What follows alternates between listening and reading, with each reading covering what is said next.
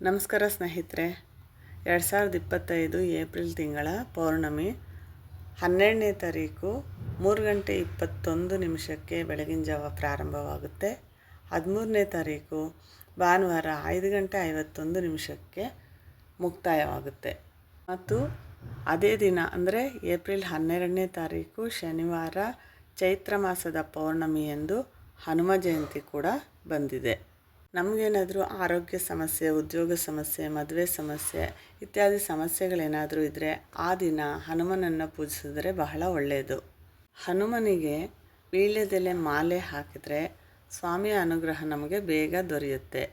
ಮತ್ತು ಆ ದಿನ ಹನುಮಾನ್ ಅಷ್ಟೋತ್ತರ, ಹನುಮಾನ್ ಚಾಲೀಸ ಓದಿದ್ರೆ ತುಂಬ ಒಳ್ಳೆಯದು.